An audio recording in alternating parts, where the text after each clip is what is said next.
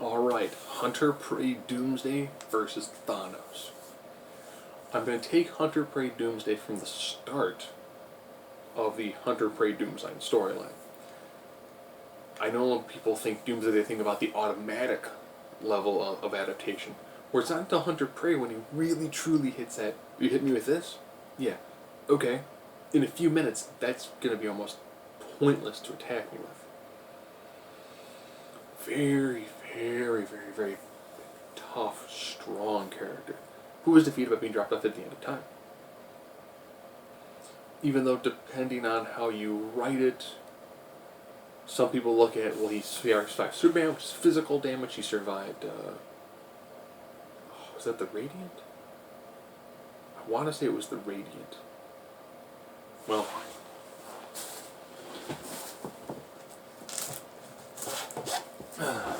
my big bind of Doomsday.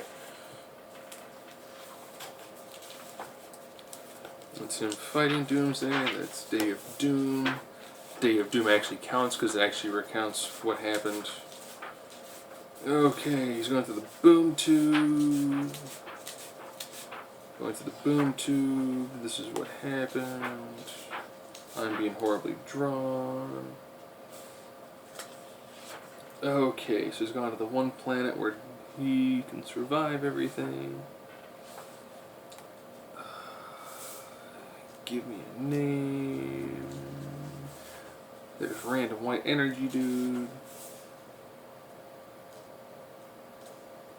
You can evolve to defeat it. Yes, the Radiant. I was correct. Awesome.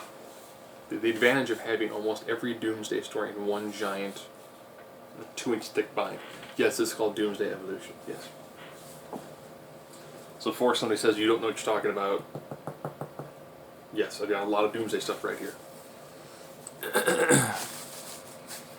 So during that time, he evolved very quickly. And he showed he had a tremendous skill when it came to evolving beyond every attack.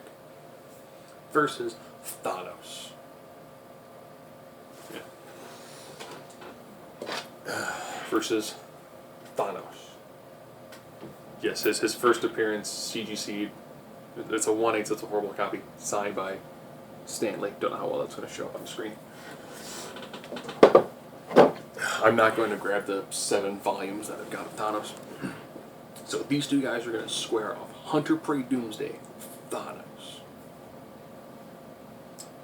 I do this through a 9 criteria system. Intelligence, findability, strength, speed, durability. Invulnerability, energy projection, versatility, and overall X factor. If it ends up being, 5 to 4, person with 5 more than likely is going to win, person with 4 could still win. So intelligence, man, that's Thanos. Thanos is like, if you're to take Batman and Darkseid, put them into a blender, and then jack up their power levels. A tremendously skilled individual. Screen went off, so it's going to kind of dark for a couple seconds. Fighting ability. Thanos actually, centuries of trained experience. Very good hand-to-hand combat. Strength. At this point in time, this is Doomsday. Doomsday showed that he is very far beyond Superman. Speed.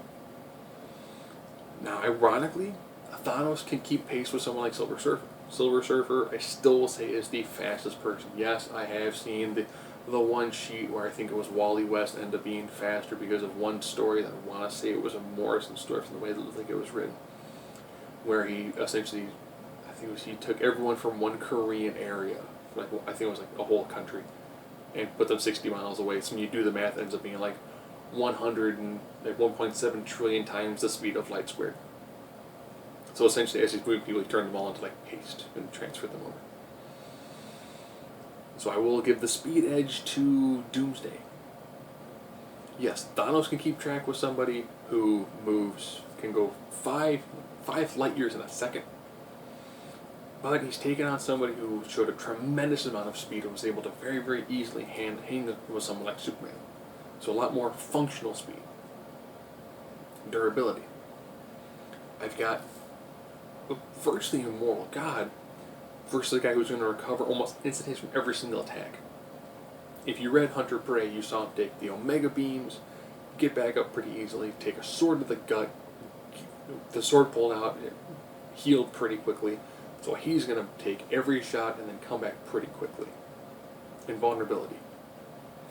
Ironically, I'm thinking of this one to Thanos. Thanos has proved that he has force fields that are able to withstand attacks from individuals like Galactus. An angry Galactus. That's a pretty strong shield. He's also shown, too, that he's also been able to create basic force fields that take a tremendous beating from someone like Champion. Champion at the time was with the Infinity Stone, the Power Stone. He did a Dragoon jump attack that destroyed a planet. His force field was tanking those shots pretty easily. He's also shown recently in a story like Infinity that he was able to take really stiff hits from an angry Thor. Thor's hammer smote him in the face, and he was like, oh, hey, Thor's grandma, if you see Thor around, let him know. I think someone stole his hammer. Just tanked it like it was nothing. So a really, really high level of invulnerability. Energy projection. Thanos has done moves that have actually knocked back Galactus. And he has shown that he has some tremendous, tremendous abilities when it comes to just raw energy output. Versatility. This one also goes to Thanos.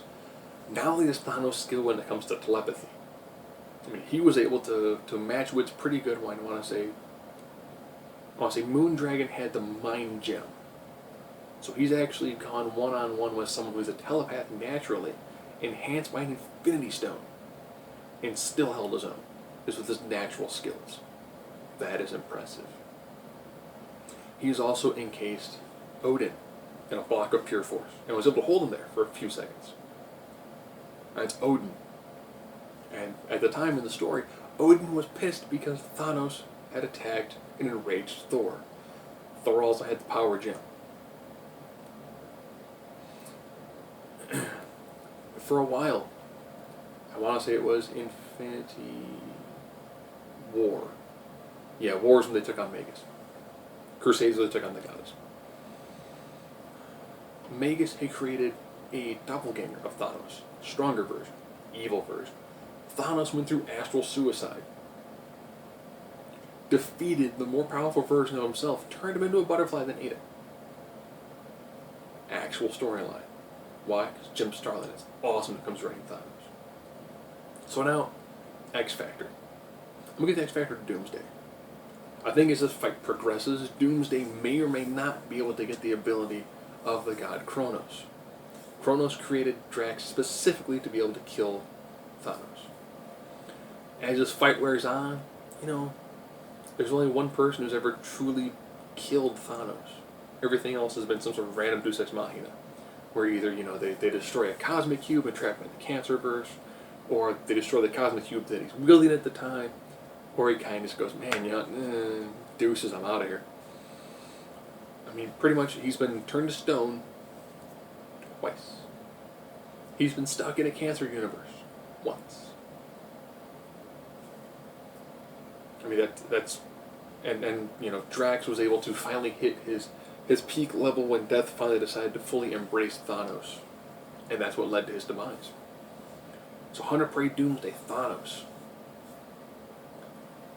Thanos has got him the vast majority of this fight. Until Thanos gets bored, or Doomsday finally hits a level of resurrection where he becomes essentially the right hand of Kronos. And is able to be given the power to actually defeat Thanos. And Death also has to be willing to fully embrace Thanos into her own.